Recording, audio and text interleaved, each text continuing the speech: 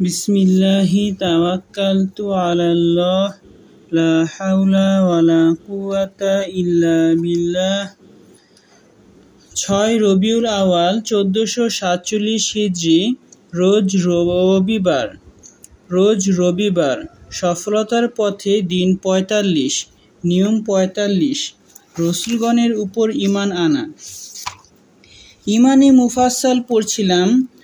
আমানতু বিল্লাহি, আমি আল্লাহর উপর ঈমান আনছি, ওয়া মালাইকাতিহি, এবং ফেরেশতাদের উপর এবং ফেরেশতাগণের উপর, ওয়া কুতুবিহি, এবং কিতাবসমূহের উপর, ওয়া রুসুলিহি, এবং রসুলগণের উপর, ওয়াল ইয়াউমিল আখিরি, এবং শেষ দিনের উপর, কিয়ামতের দিনের উপর, ওয়াল কদরি খায়রিহি ওয়া শাররিহি মিনাল্লাহি তাআলা, এবং ভালো মন্দ তাকদীরের উপর, ওয়াল বা'সি বা'দাল মাউত, এবং মৃত্যুর পর পুনরায় জীবিত হওয়ার উপর। অনেক দিন ভিডিও প্রকাশ করা হয়নি। জ্বর হয়েছিল, জ্বর হয় আর ব্যথা, একদম মাথা ব্যথা, হাতের আঙ্গুল ব্যথা, পায়ের আঙ্গুল ব্যথা, বুকের পাঁজরের যে হাড় সেটাও ব্যথা, এক কথা যত হাড্ডি আছে সব ব্যথা। এটা কি চিকুনগুনিয়া কিনা বলতে পারছি না, তবে এটা ডেঙ্গু না। আমার ডেঙ্গু হয়েছিল 2 বছর আগে। তারপর দেখি যে শরীরে কোনো শক্তি নাই, একদম আমি উঠতে পারছি না, জিন্দা লাশের মতো। তো শক্তি নাই, এটা হচ্ছে ডেঙ্গু। এখন আমি টেস্ট করি নাই, ডাক্তারের কাছে যাই নাই, আমি চেষ্টা করি ডাক্তার থেকে দূরে থাকার জন্য। তো আচ্ছা, স্টেপস, পদক্ষেপটা বলেছিলাম যে নতুন মাস সেপ্টেম্বর মাস থেকে শুধু অ্যাভারেজটা দেখব। মোবাইলে হিসাব উঠে, যেমন এখনকার হিসাব হচ্ছে টোটাল 7504। এটা কিন্তু পরিমাণে অনেক কম। আজকে কিন্তু 11 তারিখ, সেপ্টেম্বর মাসের 11 তারিখ আজকে। এখন এটা একদিনে 10,000 যেখানে হাঁটার প্রয়োজন, সেখানে আজকে তাহলে 1,10,000 কদম হাঁটা প্রয়োজন। অথচ আজকে 10,000, সব মিলেও 10,000 হয় নাই। অ্যাভারেজ গড় হিসেব করলে অ্যাভারেজ 938, অ্যাভারেজ 10,000 থাকতে হবে কমপক্ষে। এই নিয়মে আমার হিসাবটা লিখতে সহজ হবে, এটা এখন থেকে করব। আর বই পড়া গতকাল 0, আজকের জন্য 2,800। বই পড়াটা ছাদে প্রতিদিন 2 ঘন্টা বসে থাকতে হবে রোদের মধ্যে, তখন বই পড়ব এবং এতে গায়ে রোদ লাগবে এবং বই পড়াটাও হবে, এরকম চিন্তা করছি, দেখা যাক। কথা হচ্ছে ফিরে আসা। এতদিন ভিডিও করা হয় নাই, এখন আজ থেকে ভিডিও করব। প্রতিদিন যদি 2টা করে ভিডিও প্রকাশ করি, অনেক দিন হয়ে গিয়েছে, 2 সপ্তাহ হয় নাই, 2 সপ্তাহে ধরেন 14 দিন। তাহলে আজ থেকে যদি প্রতিদিন 2টা করে ভিডিও প্রকাশ করি, এই মাস শেষ হওয়ার আগেই এটা সমান হয়ে যাবে, অর্থাৎ কাজা সহ উঠে আসবে আর কি। তো একটা বইয়ের কথা মনে পড়লো, বইয়ের নাম ছিল ফেরা। সেই বইটার কথা এখন বলছিলাম, এটা সংক্ষিপ্ত রিভিউ বলা যেতে পারে।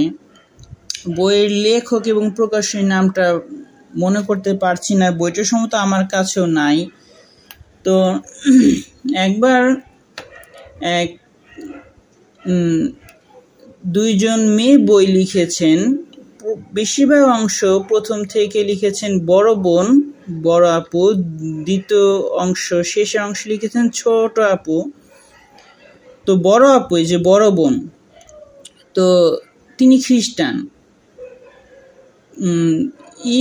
স্কুলে পড়ার সময় উনি, সংক্ষেপে বলছি, স্কুলে পড়ার সময় উনি একবার খেয়াল করলেন যে খ্রিস্টান, হিন্দু, বৌদ্ধ সবাই ধর্মগ্রন্থ পড়ে দেখে দেখে, বই খুলে, বই হাতে রেখে।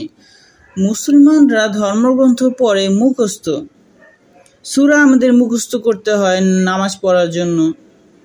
তো সম্ভবত সূরা ফাতিহা বা এরকম কোনো সূরা পড়া হয়েছিল, হয়তো কোনো অনুষ্ঠান হবে, স্কুলের অনুষ্ঠান হতে পারে, অথবা পিটির সময় যে পড়া হয়। এরপরে কোনো কারণে, করোনা বা এরকম কোনো কারণে, অথবা স্কুল বন্ধ থাকার ক্ষেত্রেই তিনি অনেক সময় পেয়েছিলেন এবং তিনি ভাবলেন কি, আমি তো খ্রিস্টান, তাহলে আমি যদি ভালো খ্রিস্টান হতে চাই তাহলে আমাকে খ্রিস্টানের বই পড়তে হবে, মানে বাইবেল, এরকম, যদিও বাইবেল ভুল, যাই হোক। তো উনি তার বাইবেল পড়লেন, পড়ে জানতে পারলেন অনেক কিছু, যে তিনের কথা যে খ্রিস্টানরা বলে, যে আল্লাহর কথা, মানে সৃষ্টিকর্তা বলা যায় তাদের ভাষায়, তারা গড বলে, এবং তার সন্তান যে জিসাস খ্রাইস্ট, ঈসা আলাইহিসসালাম, এবং তার মা মারিয়াম আলাইহিসসালাম, তারা তাকে মেরি বলে। এই তিনের কি যেন একটা সম্পর্ক তারা বলে, মনে হয় তিনজনই খোদা, এরকম কিছু, যাই হোক, নাউজুবিল্লাহ। এই তিনের বিশ্বাস করা, এটা যাবে না, বিশ্বাস করা যাবে না। তিনি বইয়ে কোথাও এই তিনের কথা পেলেন না। এরপর আর অনেক কিছু যা সমাজে প্রচলিত আছে কিন্তু বইয়ের মধ্যে উল্লেখ নাই। তো আমি এরকম একটা কথা শুনেছিলাম যে একজন হিন্দু তার বই পড়ে দেখেছেন, মানে হিন্দুদের ধর্মগ্রন্থ কি আছে, রামায়ণ, মহাভারত, যদিও রামায়ণ মহাভারত আসলে বাচ্চাদের জন্য গল্প লেখা হয়েছিল, এবং কীভাবে যেন সেই গল্পটাই ধর্মীয় গ্রন্থ হয়ে গিয়েছিল। তো উনি সেটা পড়ে দেখলেন যে তাদের বইতে কোথাও পূজা করতে হবে এরকম কথা নাই, অথচ পূজা 12 মাসে 13 পূজা কিন্তু সমাজে প্রচলিত। তো এরকম অনেক নিয়ম দেখলেন, যে মানে নিয়ম পেলেন না, অসঙ্গতি পেলেন সমাজের প্রচলিতর সাথে। এখানে একটা ব্যাপার কি, উনি হয়তো সেই ছেলের সাথে কথাও বলেছিলেন, যে হয়তো জেনেছিলেন এরকম যে মুসলমানরা ধর্মগ্রন্থ মুখস্থ করে, এবং সব মুসলমানের কাছে তাদের ধর্মগ্রন্থ আছে সব ভাষাতেই। তো কিন্তু অন্যান্য ধর্মগ্রন্থ, অন্যান্য ধর্ম, যদিও ইসলাম একমাত্র সত্য ধর্ম এবং ইসলাম ছাড়া বাকি সব ধর্ম মিথ্যা, উনি মানে অন্য কোনো ধর্মাবলম্বী সবাই ধর্ম পড়ে না, যেমন পাদ্রী বা পুরোহিত তারা পড়ে, সবাই ধর্মগ্রন্থ পড়ার অনুমতি পায় না, এরকম একটা নিয়ম আছে। উনি অবাক হলেন যে যার যার বই সবার তো পড়া দরকার। তারপরে এখানে আরেকটা ব্যাপার আছে যে উনি, আরে ওটা ভুলে গেলাম বলতে, ও আচ্ছা মনে পড়েছে, উনি তার ভাই বোনদের নিয়ে দাদা বাড়িতে গিয়েছেন। দাদা বাড়িতে তারা তেমন যান না, কোনো কারণে যেন গিয়েছেন। এখন তার দাদা বাড়িতে টিভি চলছিল, তখন আজানের সময় হয়েছে, আজান দেওয়া শুরু হয়েছে। অনেক আগে বিটিভিতে যেরকম হতো, হয়তো সেটা গ্রামের পরিবেশ ছিল এবং ছিল না। তো তারপর উনি এখন জোরে জোরে চিৎকার করে উঠলেন, বন্ধ করো, বন্ধ করো, টিভি বন্ধ করো। কিন্তু কেউ টিভি বন্ধ করছিল না, বা টিভির সাউন্ড, টিভির শব্দ বন্ধ করছিল না। তো আস্তে আস্তে উনি জানতে পারলেন, অথচ তারা যখন বাসায় টিভি দেখে, যখনই আজানের শব্দ হয় দ্রুত তাড়াহুড়ো লেগে যায় টিভি বন্ধ করার জন্য, অন্তত শব্দ বন্ধ করার জন্য বা অন্য চ্যানেলে যাওয়ার জন্য।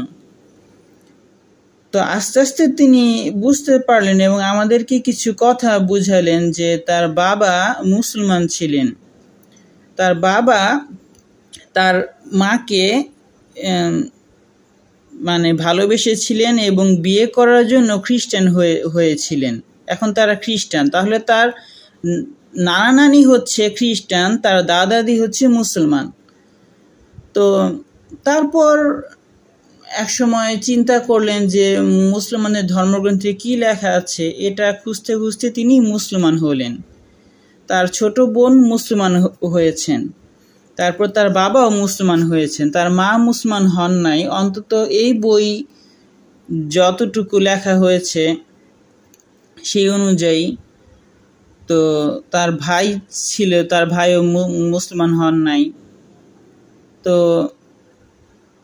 ফিরে আসা, আমার এটাও এক ধরনের ফিরে আসা। আমি 10 দিন রেকর্ড করি নাই, আবার যেন রেকর্ড করতে পারি, এবং এই নিয়ে ব্যস্ত থাকা। বিশেষ করে বই পড়ার কথা বলেছি, প্রতিদিন 100 পৃষ্ঠা বই পড়া। জিকির করার কথা বলেছি, জিকিরগুলো এতদিন তো জিকির করা হয় নাই সুন্দরভাবে, তাহলে আমাকে কি করতে হবে এখন? প্রতিদিন 2 দিনের জিকির করতে হবে। এরকম করতে করতে এক সময় এটাও কভার হয়ে যাবে, কাজ আদায় হয়ে যাবে। জিকির করার ক্ষেত্রে জানুয়ারি, ফেব্রুয়ারি, মার্চ মাসের জিকির এখনো কমপ্লিট হয় নাই। নামাজের সময়সূচি লিখি নেই, নামাজের সময়সূচি অনেক দিন লেখা বাদ যাবে, যেহেতু দিনেরটা দিনে লিখতে পারছি না। আর আজকে বই পড়া হচ্ছে না, 10 মিনিটের বেশি হয়ে গিয়েছে। আর কবিতা পড়া আপাতত বন্ধ, এই চিন্তা করেছি। আর এখন তাহলে এই মাই ইউটিউব চ্যানেল সফলতার পথে, road to success, 31 August 2025, Sunday, subscriber 10 equal videos 50 + 1 48 hours 0 minus 48 hours 0। এটা হচ্ছে আজকের লেখা, তাও এটা লিখে রাখলাম আর কি। তাহলে গত 24 ঘন্টায় কোনো ভিউ হয় নাই। এটা কাটিয়ে উঠতে চাইলে তো আপনাকে আবার নিয়মিত আসতে হবে। এটার নাম কি দেয়া যায়? ফিরে আসা।